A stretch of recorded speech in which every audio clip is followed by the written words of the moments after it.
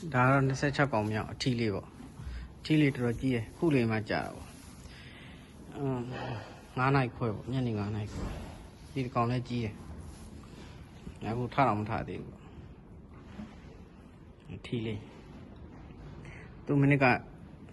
သူလည်းအထီးပဲမိနစ်ကလည်းအထီးပဲမိနစ်ကမှဒါအမေရိကန်ဝယ်ထားတဲ့ကောင်မပေါ့ဒီနှစ်ကတော့ဒီကအတိုးနဲ့ဆက်တယ်ဟာထွားပေါင်းတော့ကြီးကြာရက်ကတစ်ဖက်ကြော်တော့နောက်ကျပြီမကျတစ်ဖက်တောင်တော်တော်ကြော်မနေတူတယ်တခြားမကြည့်ရတယ်ဒါ26កောင်မြောက်ပေါ့ကျန်တဲ့ဂျားတဲ့ဟာတွေကတော့လုံမအားတာနဲ့ညတကောင်နေလို့ဆိုတော့မရိုက်ဖြစ်လိုက်တာတစ်ချက်နှစ်ချက်3နာရီတော့အဲ့လိုကြာတဲ့ဟာတွေမရိုက်ဖြစ်တာတွေရှိတယ်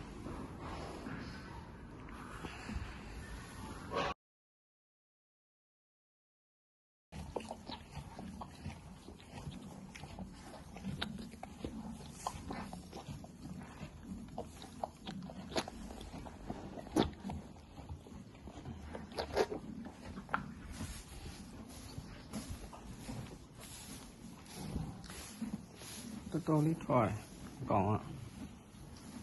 အသားကိုလည်းတင့်နေခုမှကြားတယ်အကောင်ကြည့်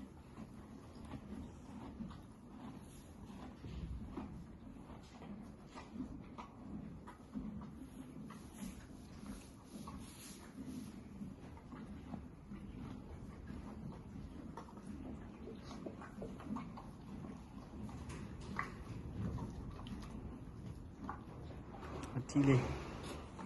မအေးလည်းကြမ်းပါခလေးလည်းကြမ်းပါ